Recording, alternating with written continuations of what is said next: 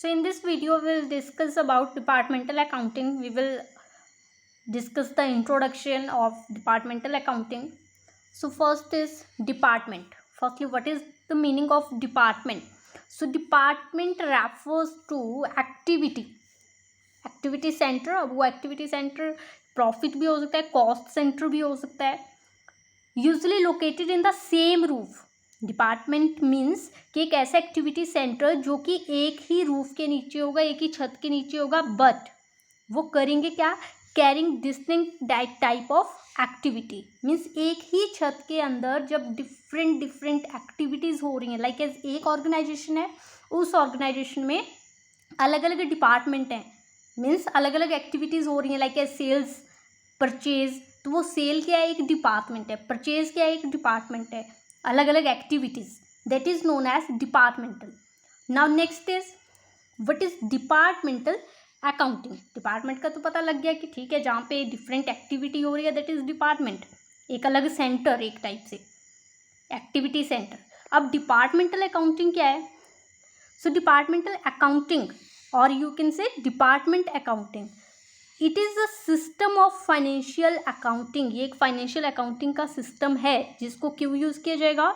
Which is used in the organisation, जिसको organisation में use किया जाएगा.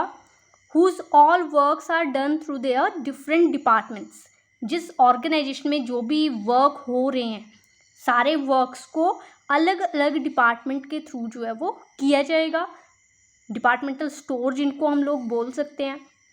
And departmental accounts are prepared separately for each department. अब जैसे सेल्स डिपार्टमेंट है तो सेल्स की जो भी अकाउंटिंग होगी उसके लिए अलग से डिपार्टमेंट जो बना हुआ है उसकी अकाउंटिंग अलग से होगी. लाइक है सेल्स की रेवेन्यूज़ कहाँ से आ रही है, कॉस्ट उसमें क्या क्या लग रही है, तो उसके लिए अलग से अकाउंट प्रिपेयर किया जाएगा. ट्रायल बैलेंस बनेगा, प्रॉफिट एंड लॉस अकाउंट बनेगा, ये सब इसमें बनेंगे डिपार्टमेंटल अकाउंट में. And departmental profit and loss account.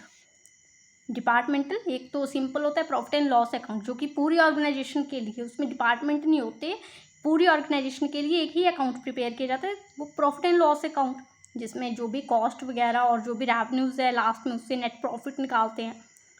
तो इसमें क्या है, इसमें भी आपका प्रॉफिट एंड लॉस अकाउंट बनेगा, बट वो बनेगा departmental profit and loss account. So departmental profit and loss account is prepare to ascertain the profit or loss of each department. Means departmental profit and loss account क्यों बनाएंगे? ताकि हमें profit and loss का पता लगे, but each department का. Like a sales department है तो उसमें कितना प्रॉफिट हुआ, कितना लॉस हुआ. परचेज डिपार्टमेंट में कितना प्रॉफिट हुआ, कितना लॉस हुआ. तो हर एक डिपार्टमेंट से अलग से अकाउंटिंग करी जाएगी. So it is transfer to, अब जो भी डिपार्टमेंट में, हर एक डिपार्टमेंट में अलग अलग से प्रॉफिट हुआ है, किसी में लॉस हुआ है, तो उन सबको कंबाइन करके उसको ट्रांसफ़र किया जाएगा general profit and loss account में, जो पूरी ऑर्गेनाइजेशन के लिए एक ही अकाउंट प्रिपेयर होगा लास्ट में, प्रॉफिट एंड लॉस अकाउंट. तो उसमें जो है वो हर एक डिपार्टमेंट के जो भी प्रॉफिट एंड लॉस है उनको ट्रांसफ़र किया जाएगा. Next is what are the objectives of departmental accounting. Departmental accounting अगर हम कर रहे हैं तो उसके ऑब्जेक्टिव्स क्या क्या हैं, क्यों हम वो सब करेंगे?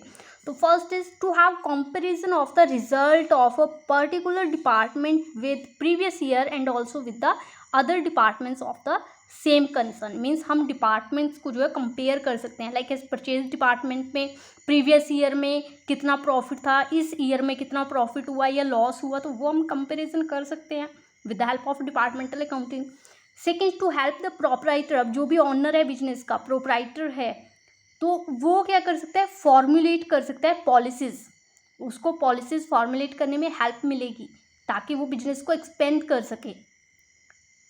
उसको पता होगा, लाइक जब भी डिपार्टमेंटल अकाउंटिंग हो रही है उसको पता है कौन सा डिपार्टमेंट जो है वो लॉस में चल रहा है, तो लॉस वाले डिपार्टमेंट के लिए वो अलग से प्लानिंग करेगा, अलग से पॉलिसीज़ बनाएगा.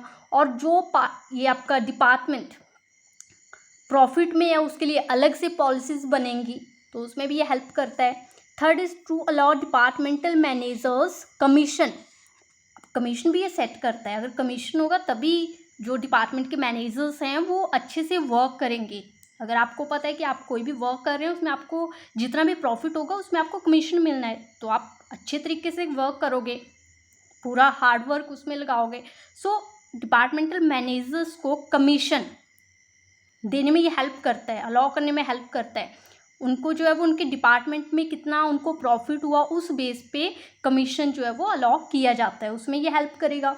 Then to generate the information generate करने में भी ये हेल्प करेगा डिपार्टमेंटल अकाउंटिंग, जो कि हेल्प करेगी वो इन्फॉर्मेशन किस में, उसके बेस पे आप अच्छी प्लानिंग कर सकते हैं, कंट्रोल कर सकते हैं, इवेलुएट कर सकते हैं अपनी परफॉर्मेंस को हर एक डिपार्टमेंट के लिए कि ठीक है, मान लो कोई डिपार्टमेंट था सेल्स डिपार्टमेंट, पहले उसमें प्रॉफिट हो रहे थे, अब लॉस हो रहे हैं, तो उसको आप इवेलुएट कर सकते हैं कि किस वजह से ये लॉसेस हो रहे हैं।